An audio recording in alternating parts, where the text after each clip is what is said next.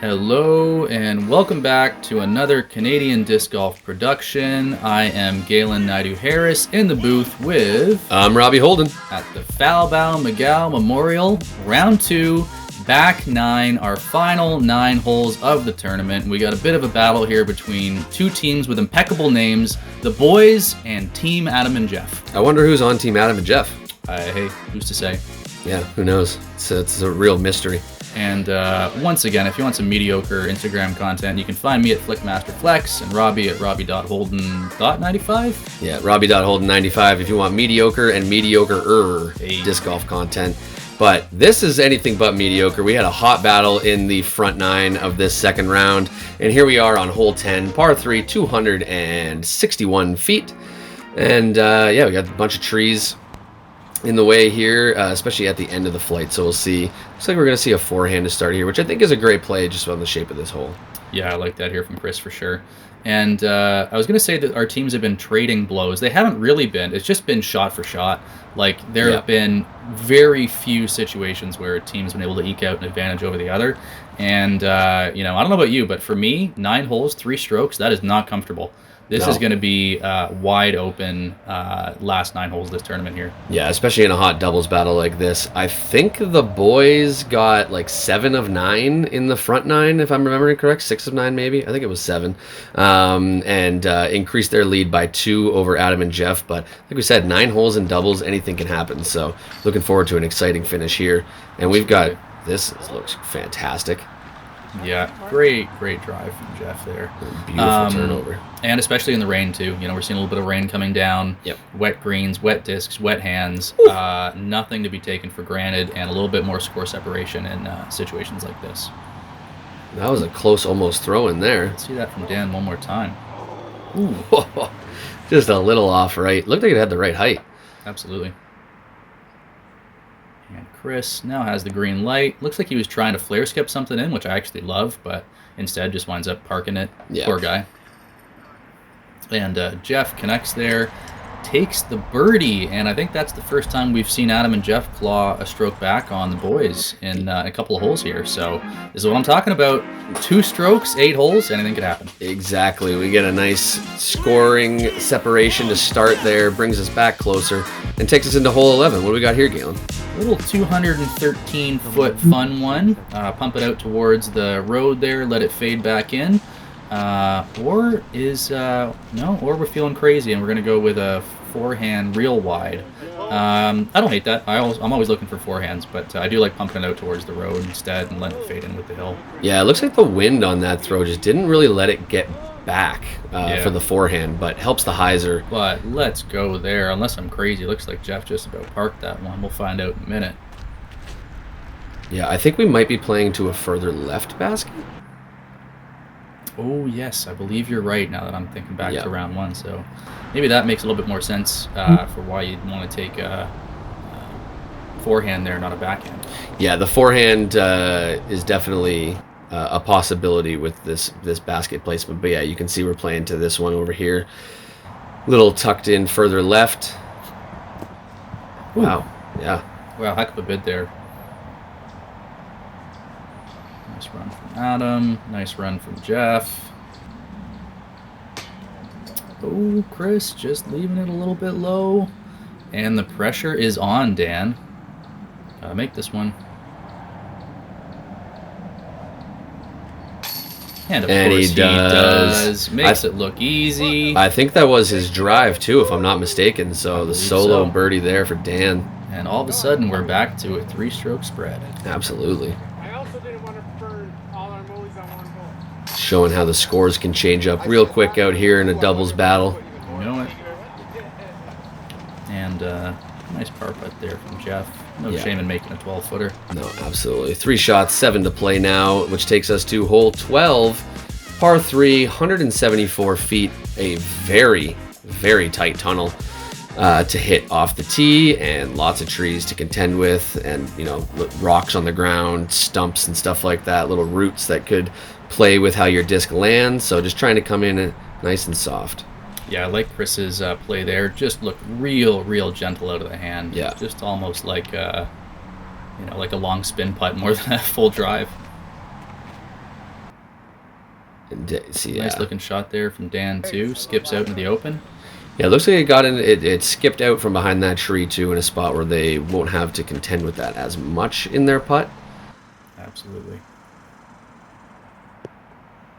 Yeah, I'm liking the way these drives are looking. They're making an awful tight fairway here look relatively easy. Yeah, I think at bare minimum on this, you want to just give yourself a look for the putt. Give yourself a chance. Yeah, you want to be able to see the basket. Exactly. And I think all of our competitors here did that nicely. Oh, wow. And Adam really gives it a bid, but just a little high off the top band.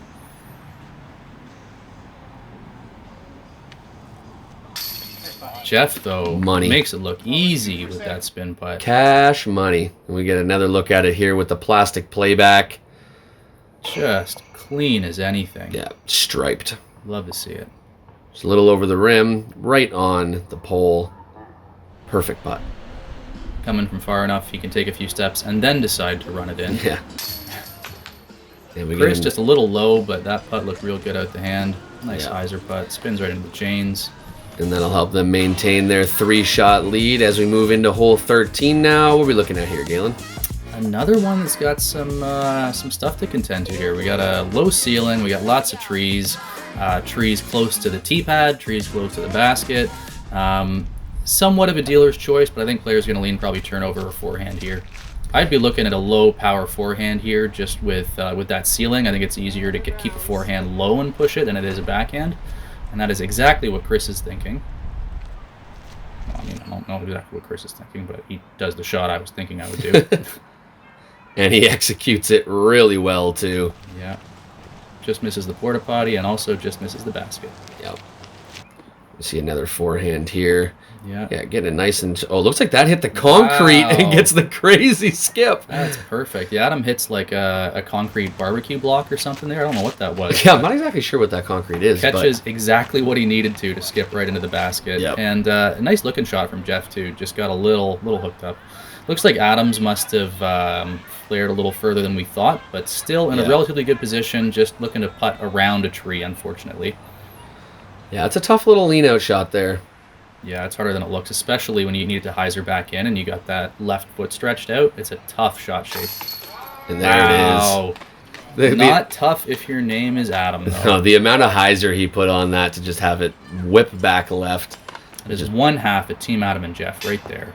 Perfectly executed. And just a little high. Yeah. Felt like with how low that hit, it might have stuck, but not quite. Chris, though, happy to make the putt for his partner. And we got a couple more birdies. Can't say I'm surprised. No, we've got an absolute birdie fest here. It seems like we are just zipping through these holes right now because it's just birdie after birdie after birdie. Well, yeah, it's not. It doesn't take a long time to play a hole when you birdie. No, exactly. Yeah, just throw a shot, get off. Which takes us to hole 14. We've got a par 3, 221 feet. Got a nice, decent low ceiling and a gap to hit off the tee, and then it just pretty much opens up from there. Yeah, hit that gap, you're probably going to be all right. Yeah.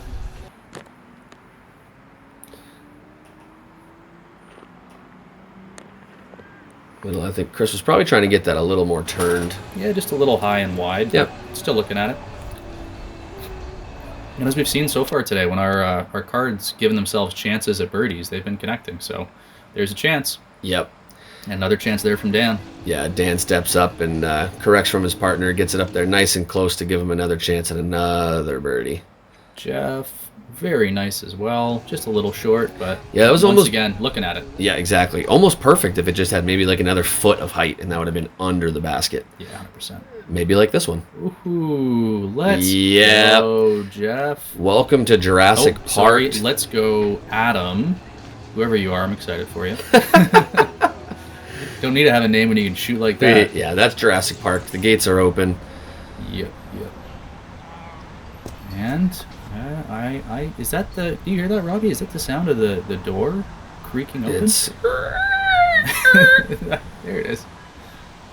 Yeah. There it is. The door is creaking, and where Adam and Jeff came to rest. I like their chances to make this birdie. Yeah, I'd say so. Yep. Back within 2. And on to hole 15. My goodness. Yeah, 4 holes left to play now, and only 2 strokes between them. This is an exciting finish we've got here. What are we looking at here on hole 15, Galen? Sure is. A little bit more of what we've come to expect from this course. Some low ceilings, some trees in your way, but like drawn up in a way that gives you a chance. Keep this low, get it turning over, and I think you'll be just fine. Yeah, the main thing is the low ceiling off this tee that you really need to make sure you keep it low to just get out there, but just like this. I was going to say, this is one where I'd be thinking, as Jeff is, just a low power backhand. Yeah. Not something that naturally wants to flip, because if you really crank on it, it's just going to flip over and go way left, but something neutral. You know, for me, I'm thinking like my FD, just really forcing that over just like that. Chris makes it look easy peasy.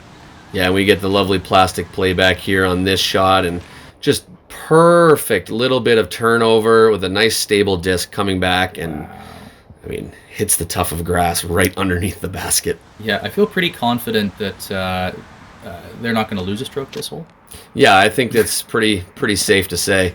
And then we get... Wow, look at that. Yeah. Dan threads the needle. Gets a little bit of speed taken off by the branches there, but still gets himself into circle one. Yeah. Not that he needs it after his partner got that close. Adam and Jeff, though, keeping pace.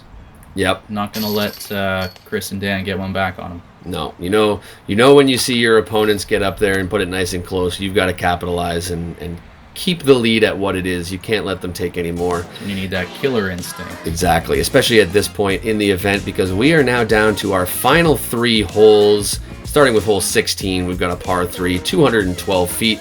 We saw this going to the back basket on the front 9. We are now going to be playing to the shorter basket on the front from a shorter tee pad as well. So this is a pretty just very straightforward, wide open shot. I'm going to assume we're going to see a lot of putters here off the tee. Yeah, a lot of putters, maybe the odd mid. Flat, want it to fade out just a little bit, just like that.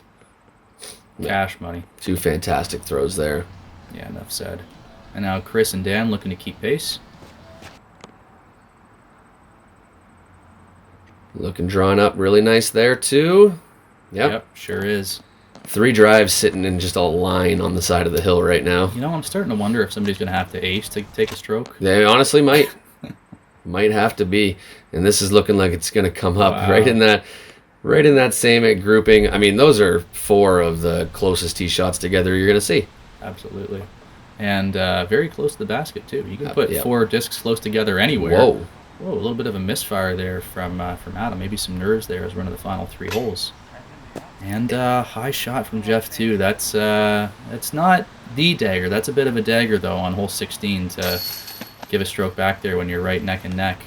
Yeah, that's going to push the lead now to 3 with 2 holes to play. Definitely going to be tough. It looked like there was maybe some wind that was starting to fire up there and lifted their putts a little bit. Yeah, I don't disagree. Both of those went up quite a bit higher than I expected, especially Adams. And now on to hole 17, the penultimate hole, 229 feet. That same basket on the hill there where you're looking to minimize your risk of rollaways, try to nestle something in, a slower speed disc ideally, and make a putt. Yeah, just a nice slow speed disc thrown out on a good amount of hyzer and just come into the hillside. And that's exactly what Chris does. A little short, yeah. You know, I got to say, maybe more like 30 feet when you're hoping more like 15 to 20, but no shame in that shot. See if Dan can make the slight correction. And pretty similar spot. So, you know, like that's not nothing. It's going to be real tough to make up 3 strokes in 2 holes, but they're 30 feet. If you can put yours to a few, and they miss their putt, you know, that keeps things wide open for the final hole. Yep. So Jeff bites off a little bit more. I like that. Looks Great maybe drive. just outside the bullseye. Yeah, looks like we're starting to get some wind playing with the discs a little more than what we saw earlier in this round, and throwing uphill, you know, having to keep the nose up a little bit into wind always makes a shot a little tougher, but we'll see. Looks like Chris and Dan actually a bit closer than I thought on first glance there. Maybe more like 15 feet, maybe 20, but whatever distance it is, no trouble at all for Chris. No, he makes that look so easy. Yeah, and Adam looking to connect to keep pace. He does. And there it is. And we are heading into hole 18 with 3 strokes separating the boys at neg 26 and Adam and Jeff sitting just behind them at neg 23. Yeah, this has been an impressive round to watch so far. It has been birdie after birdie after birdie. Just a race to see who can get the most under par. And, I mean, both these groups have been impressive today. Well, yeah, and if you think about it, you've got two players. You get 2 rounds.